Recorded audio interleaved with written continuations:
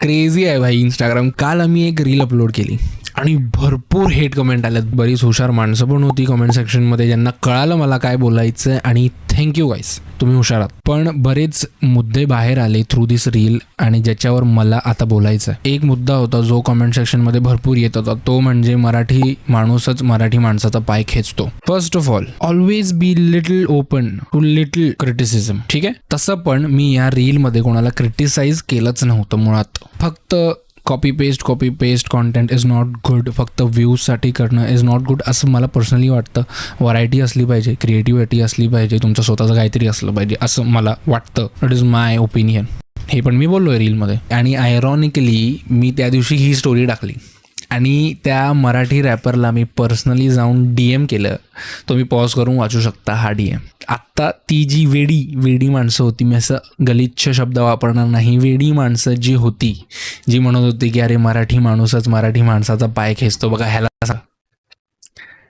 सांग. ठीक आहे आईज. दुसरा मुद्दा, ही रील जी होती ही मराठीमध्ये होती का सांगा बघू, डोकं लावा बघू.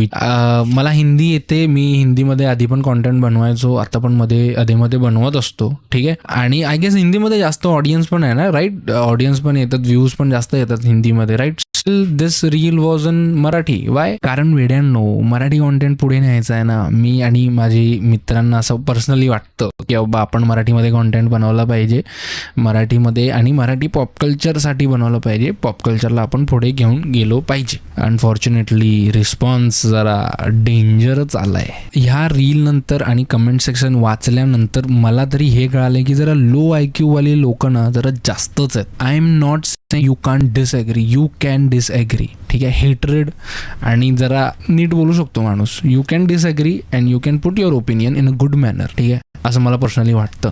And that's what I do personally. Even though if I disagree to anything online on the internet, I make sure if I put my opinion, I put it in a good manner. आणि हो, हे जे so called influencers आहेत आणि ह्यांचे जे so called मित्र आहेत और वॉट एव्हर, एका रीलमध्ये कळालं की हे लोक किती गोष्टी स्पोर्टिंगली घेऊ शकतात आणि किती गोष्टी स्पोर्टिंगली घेऊ शकत नाहीत. मी मराठीमध्येच कॉन्टेंट बनवणार, आम्ही आमचा ट्रेंड सेट करू, थोडा वेळ लागेल पण चालेल. आणि कोणाला काही इश्यू असेल तर ह्याला सांगा, आय मीन आईज.